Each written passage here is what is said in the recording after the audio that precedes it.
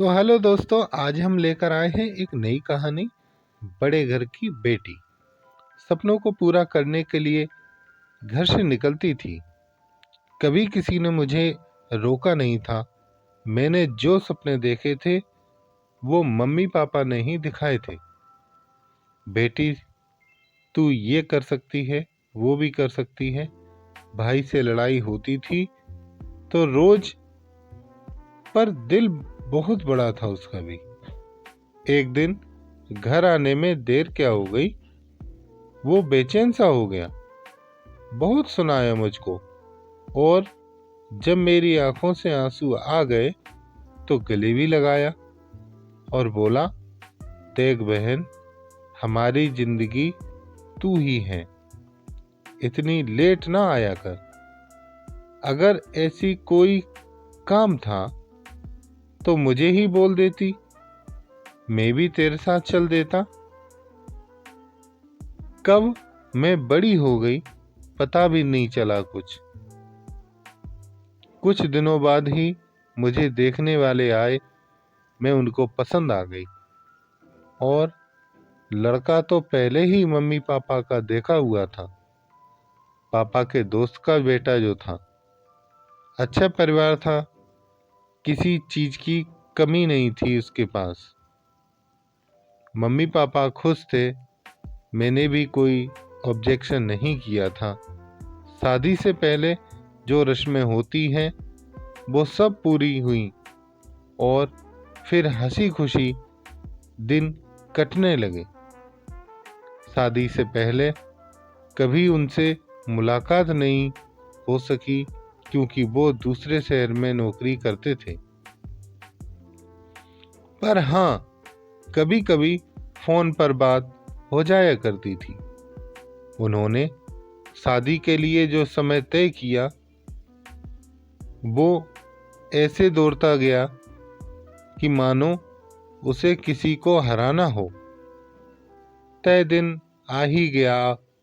सब तैयारी हो चुकी थी, बस सब बारात का इंतजार कर रहे थे। इंतजार खत्म हुआ और बारात दरवाजे पर धीरे धीरे शादी की सभी रस्में पूरी हुई, और मैं मम्मी पापा और भाई से विदा होकर अपने नए घर ससुराल चली। रास्ते में सिर्फ यही सोच रही थी, घर नया होगा, लोग नए होंगे, रिश्ते नए होंगे, नया नया माहौल होगा, कैसे एडजस्ट कर पाऊंगी मैं। ऐसे ही कई विचार मन में उथल फुथल हो रहे थे कि मेरा नया घर आ गया। बहुत से रिश्तेदार जो हमारा इंतजार कर रहे थे। गाड़ी जैसे ही घर के आगे जाकर रुकी, बहुत सी औरतों ने गाड़ी को चारों तरफ से घेर लिया। चाची, ताई, बुआ, मामी, नानी, जेठानी और पता नहीं कौन कौन। थोड़ी सी देर बाद ही हमें गाड़ी से उतारा गया और बहुत सारी रस्में पूरी करवाई गईं। पूरी रात ना सोने की वजह से मुझे नींद तो बहुत आ रही थी, पर सो न सकी। शाम होते होते बहुत से मेहमान जा चुके थे, और पास पड़ोस वाले भी। सब कुछ, काश लोग ही बचे थे, जैसे मेरी ननद, उसके बच्चे, नंदोई और 2 बुआ।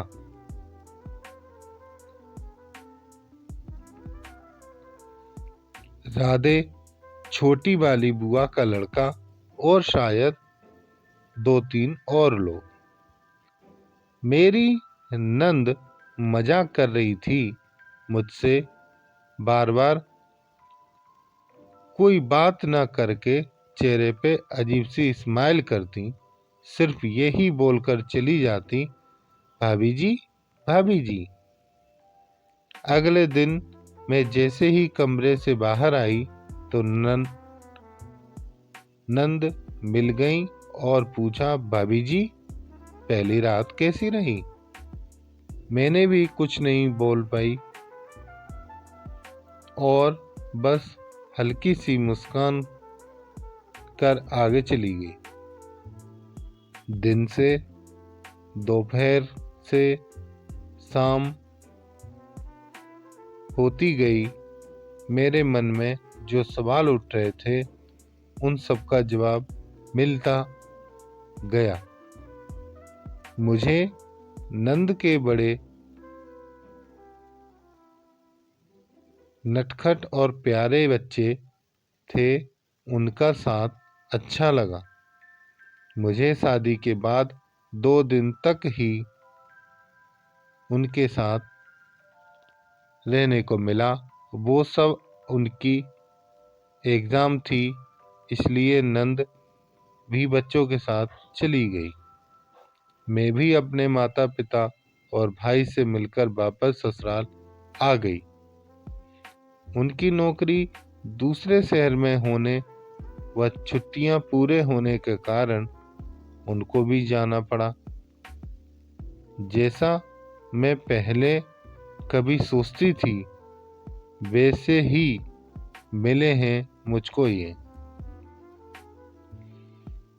सब। घर पर मम्मी पापा और मैं ही रह गए थे। सोचती थी पता नहीं मेरे दिन कैसे कटेंगे।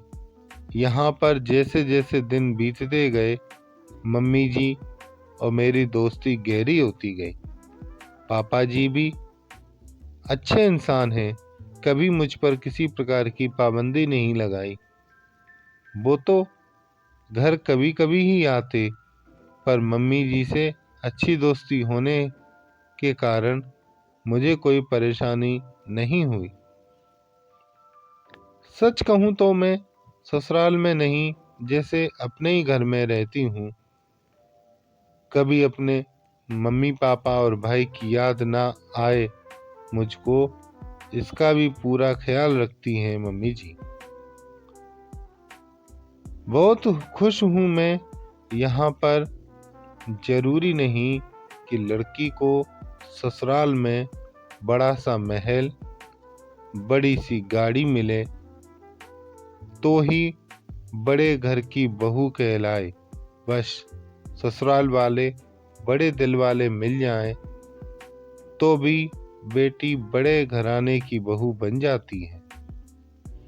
अब कभी भी घर जाती हूँ तो मेरे घर वाले ही कह देते हैं, देखो वो बड़े घर की बहू आ रही है।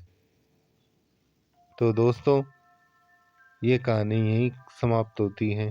अगर आपको हमारी ये कहानी अच्छी लगी हो तो वीडियो को लाइक करें, चैनल को सब्सक्राइब करें और शेयर करना ना भूलें। धन्यवाद।